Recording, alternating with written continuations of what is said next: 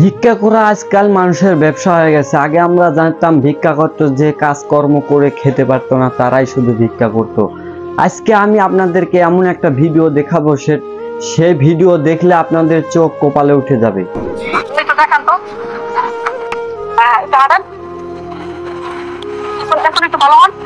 মানে এই প্রতারণা কতদিন ধরে করতেছেন? এইভাবে প্রতারণা করেন?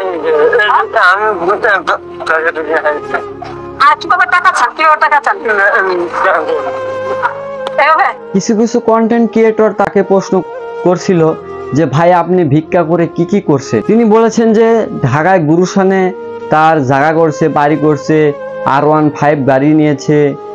আপনার হাতে যে টাকাগুলো এগুলো কি এটা কত কোন ইনকাম? এটা এই রাস্তার মোড় থেকে এখানে পর্যন্ত আসছি 5 মিনিটে 5 মিনিট লেগে গেছে। মানে মাটি কেমনে একটু লাগাইছেন? এই যে আপনি নিয়ে হ্যাঁ কেমনে কেমনে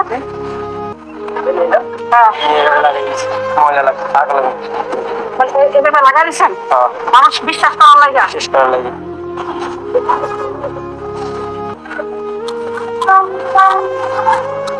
এইভাবে তারা প্রতারণা করেন, একটু ভালো হন।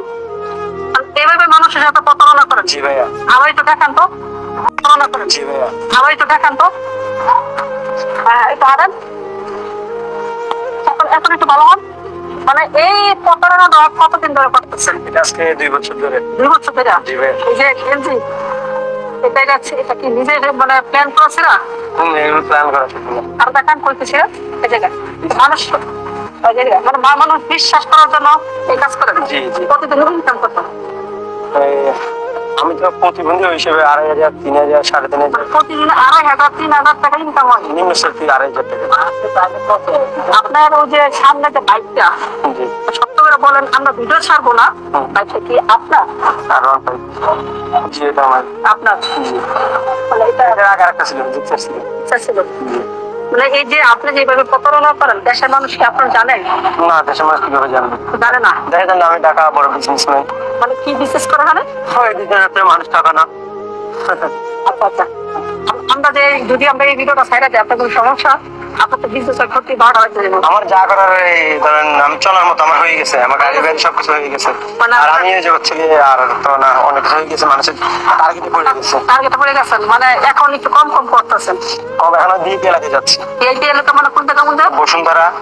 সামনে থেকে সামনে বসুন্ধরা ওই যে মানে ভালো ভালো বিএপি জায়গা, সরকারি চাকরিজীবী যারা ভালো পোস্টে চাকরি করে তারা, ওদের মনটা অনেক ভালো, ওরা ভাঙতি টাকা রাখে না এবং কি ভাঙতি টাকা দেয় না, ওগুলো আর কি। আর হয়তো আমার বলতে কি ছোটখাটো একটা প্লাট আনিছে খুব সামনে।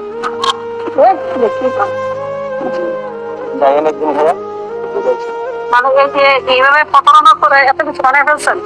আমার আপনার ছেলে থেকে দেখেন কি করে? 3 বছরে সবকিছু শেষ। 3 বছর সব শেষ? সবকিছু করা শেষ, মানে সব করা শেষ? সবকিছু করা। মানে সবাই আপনার এইভাবে আরেকবার একটু আমাদের হাতে আছে দেখান তো, হাতে আসেন তো। এইভাবে প্রতারণা করে আর কিভাবে টাকা চান? কিভাবে টাকা চান? তাকে প্রশ্ন করতো যে ভাই আপনি কিভাবে ভিক্ষা করতেন। সে গর্ববোধ, ওনারা যেভাবে বলছিল সে গর্ববোধ করতো যে আমি ভিক্ষা করতাম, এটা একটা ভালো কাজ। সে দেখাইতো সে কিভাবে ভিক্ষা করতো। প্রতিদিন আপনার কত টাকা আয় হয়, সে বলতো যে প্রতিদিন 3,000 থেকে 3,500 টাকা। তাকে বলতো ভাই এই গেঞ্জিগুলা ছিঁড়ছেন কিভাবে, এটা কি চিরাই না এটা কি আপনি ছিঁড়ছেন? না আমি এটা নিজেই ছিঁড়েছি। ভাই আপনার গায়ে মাটি কেন? সে বলতো আমার গায়ে যদি মাটি না থাকে, আমাকে দেখতে যদি একটা কানা নেংরার মতো যদি না লাগে, লোকজন আমাকে ভিক্ষা দেবে। কারণ বাঙালি তো বোকা। আসলে ভাই বাঙালি বোকা না, বাঙালির মনটা সহজ সরল। তো আপনি কাকে ভিক্ষা দিচ্ছেন, আর একটা সঠিক লোক দেখে সঠিক জায়গায় ভিক্ষা দিন।